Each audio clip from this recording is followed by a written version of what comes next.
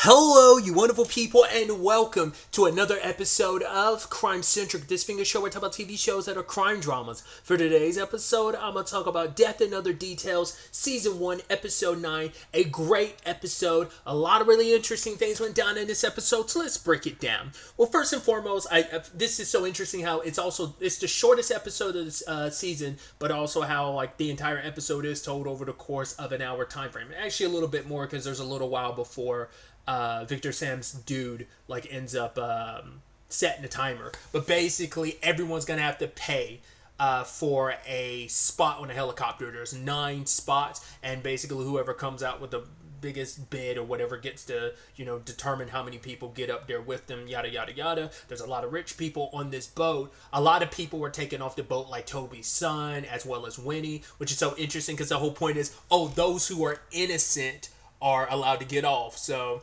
first and foremost, it's like, well, Winnie did murder someone, but it's for the greater good, the greater cause of getting rid of the evil, yada yada, so on and so forth, right? But then you're also kind of like, or is that supposed to slightly imply like Winnie took the fall for it, but she didn't actually do the murdering? She didn't actually kill Keith, or rather Danny, nor Alexandra. Like, I'm curious if that. I still felt so iffy about it, but like, because her willingness just to be like, I did it, just makes me feel like, no, she probably actually never did. But they've never really circled to it to seem like there wasn't anything more than her just being straightforward about doing the murder. So I don't know.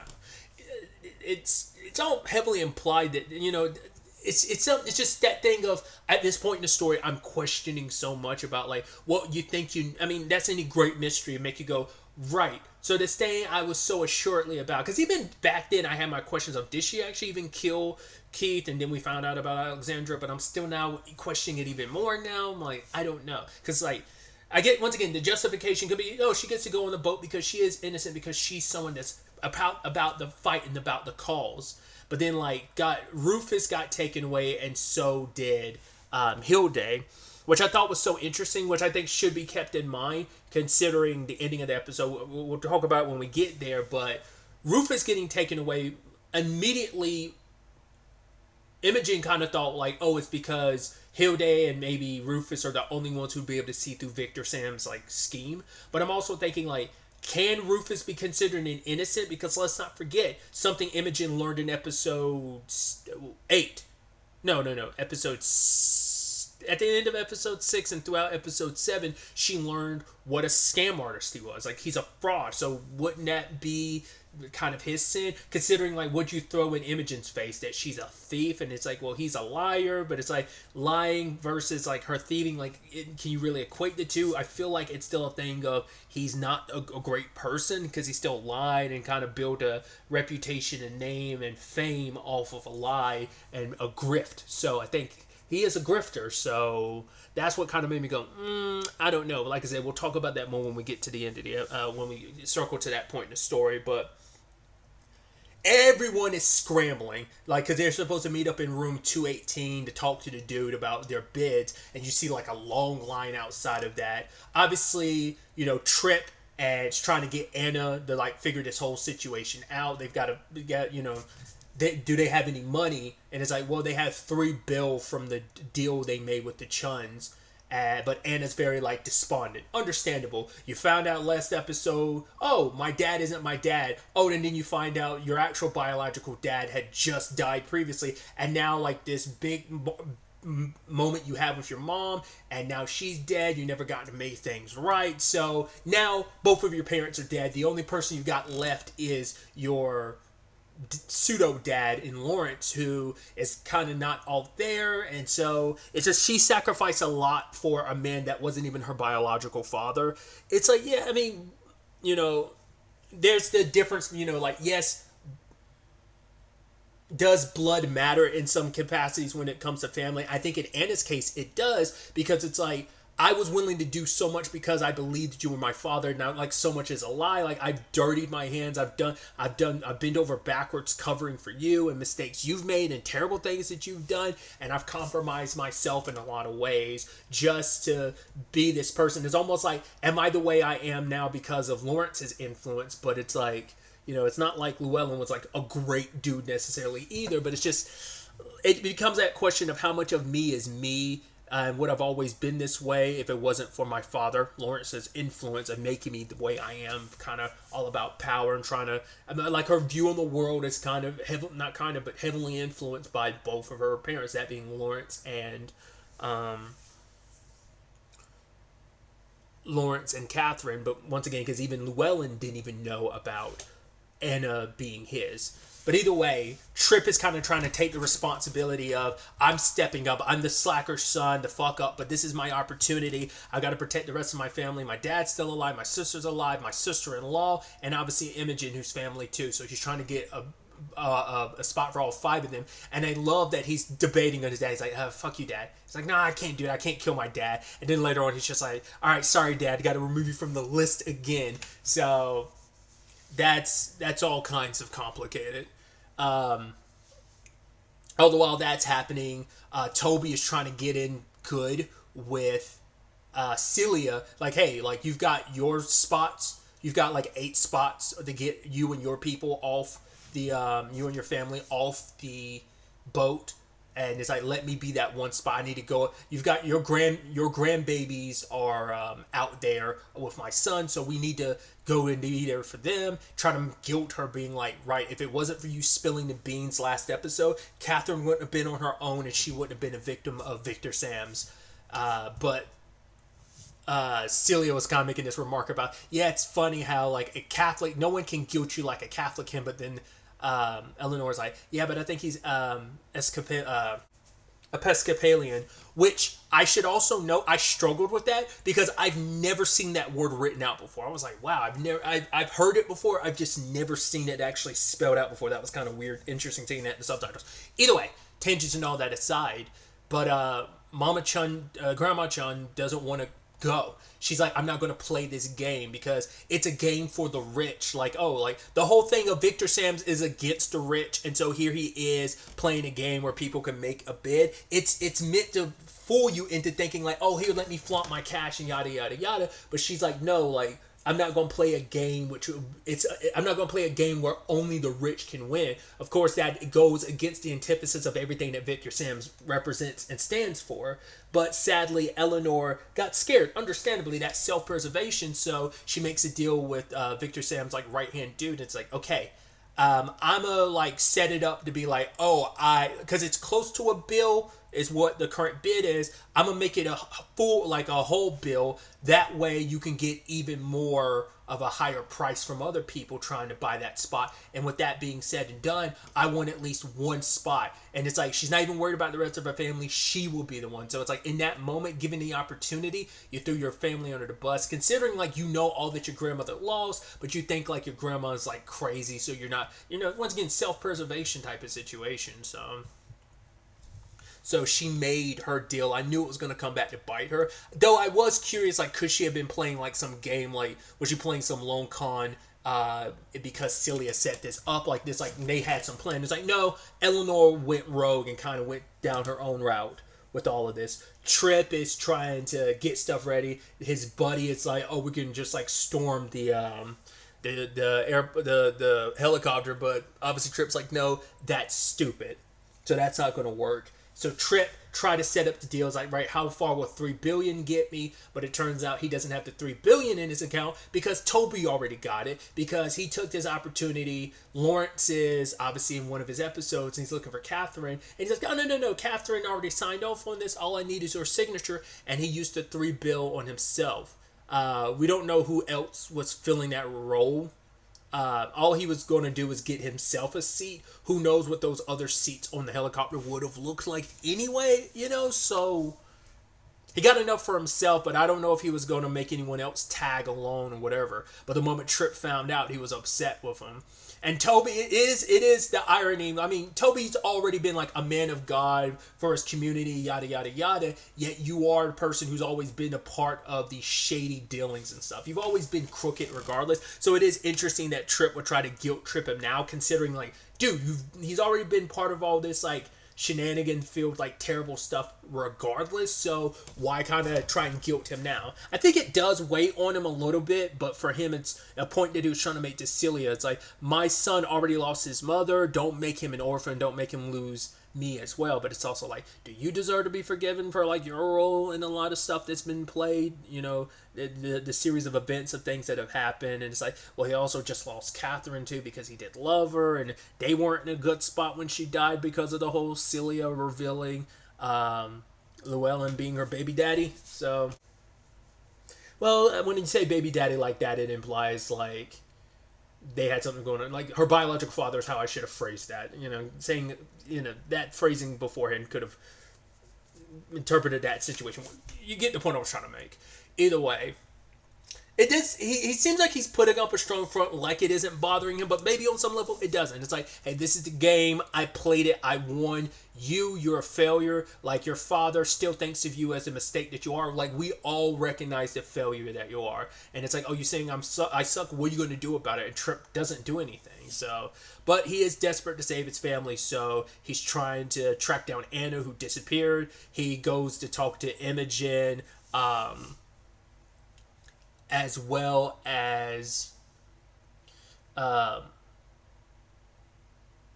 trying to find Anna, but they're not as concerned because it's like, well, if none of us figure this out, we're all gonna die anyway. We were like running out of time regardless. So he's even trying to get Jules and Sunil to help him like steal the helicopter, and they just kind of look at him and look at each other and go back to focusing on what everyone else is, and that's deciphering Danny's book, which we'll get to in a second. So, and just Trip is like, cool, fuck me. Just kind of goes back to that point that Toby was making, that no one respects him, no one trusts him. It's like, oh, once again, you're the fuck up, and oh, you're crazy, you're tripping like everyone else. But yeah, I mean, we find out the game of it all to some extent. Once again, it's about trying to see who will squirm, because this was the point that Imogen was making. It's like, it doesn't make sense.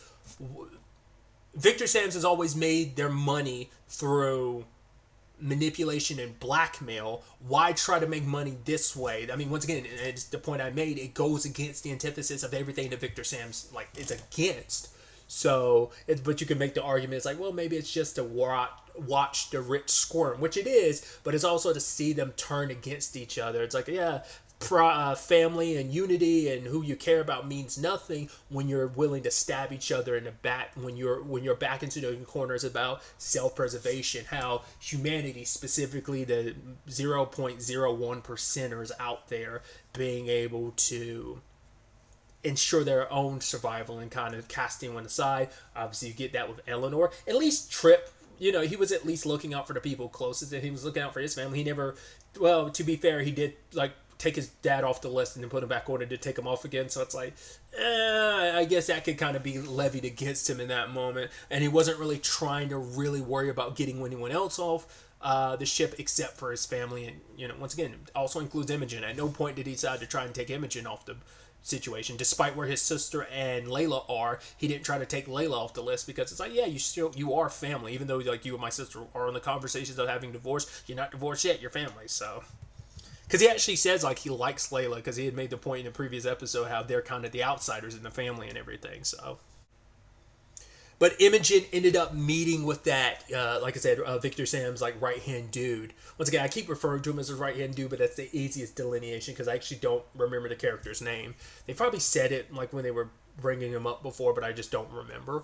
But she like stole the watch, but it was kind of like almost, as I always referred to it because of the movie Lucky Number 7, I will always call it the Kansas City Shuffle. It's like, once again, you're so focused on what the left hand is doing, you're not noticing what the right hand is doing. So it's you know, the antithesis of the basics of any magic or illusion trick.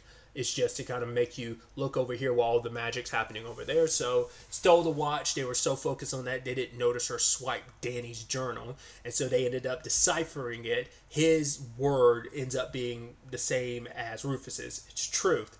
Understandable. I mean, I guess that makes that a little easier. It's interesting, too, because Jules understands that. Because he's like, yeah, I think he said like his dad or something had a similar thing anytime they were planning a heist or something.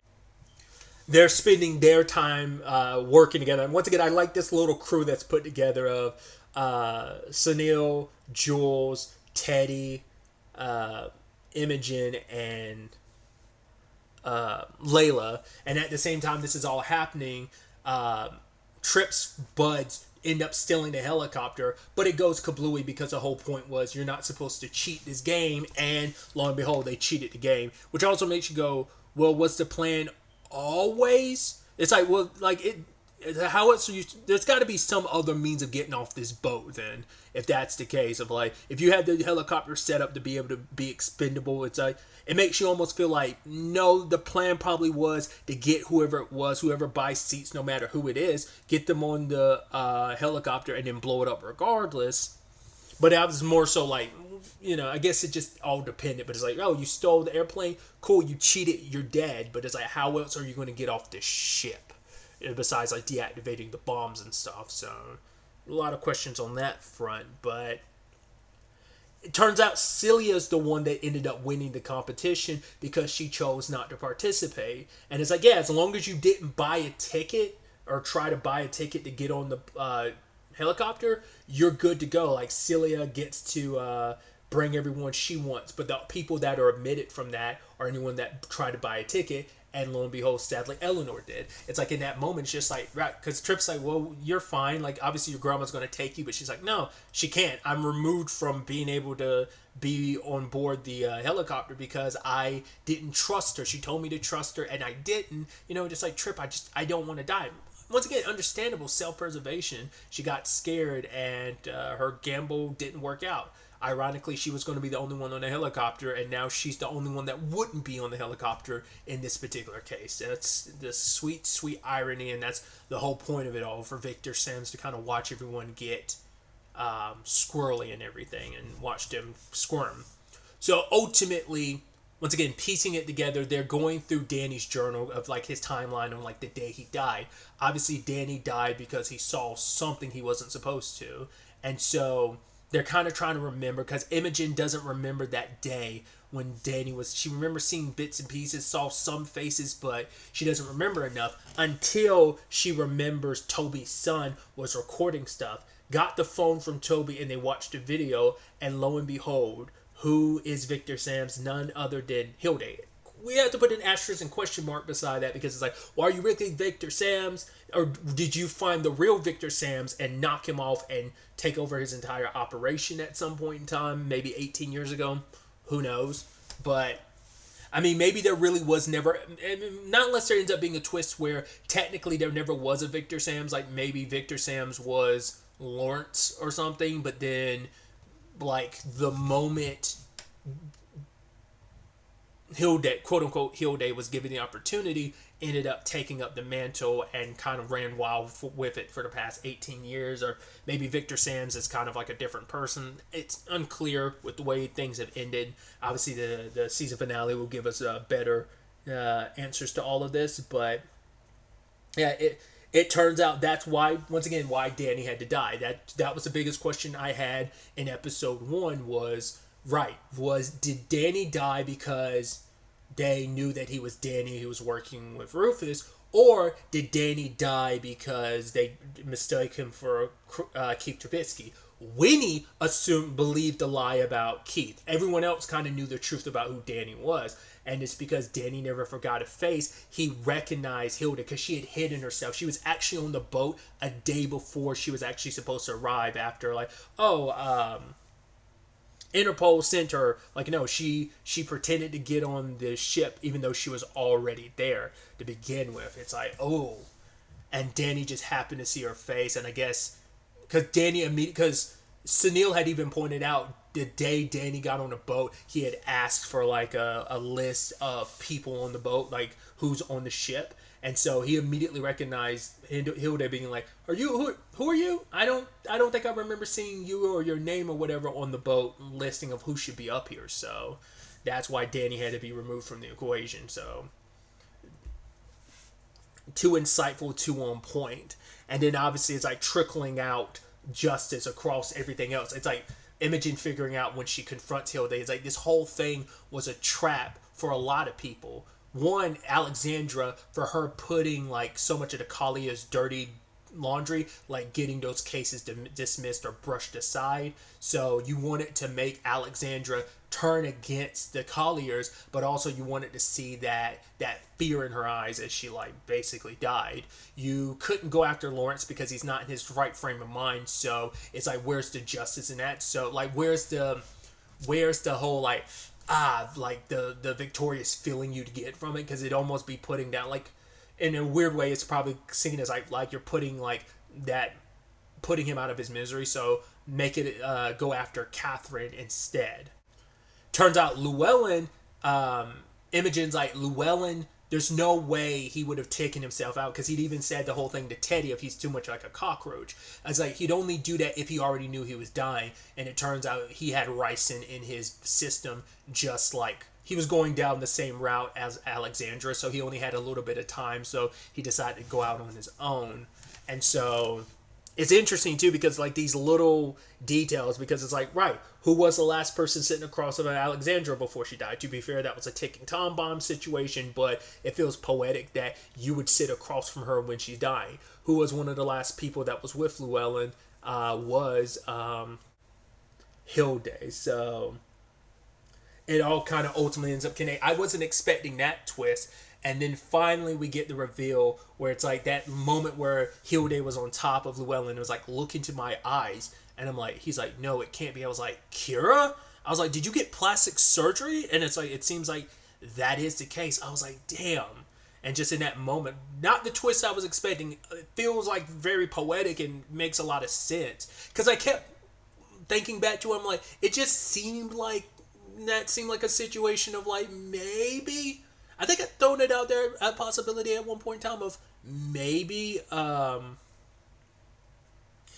got out of the car before maybe I'm just trying to give myself too much credit, but and that's so sad because Imogen has beat herself up about this for years, because it's like, if I hadn't gotten out of the car, anytime she thought back to it, it's like, no, I got to stay in the car, I don't want to leave.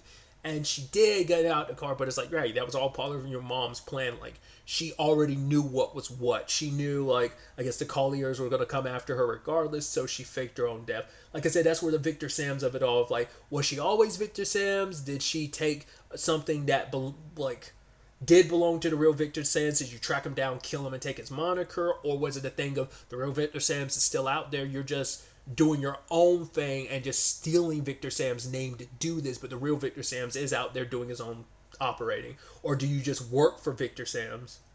Because then I start thinking, like, are we going to find out Rufus actually is Victor Sams? Because I was thinking, like, is that going to be the twist? Because I'm like, well, we know he was a fake and a con artist, so it's like, how deep did the layers to that go? So is it going to be she's working with Rufus, who's actually Victor Sams?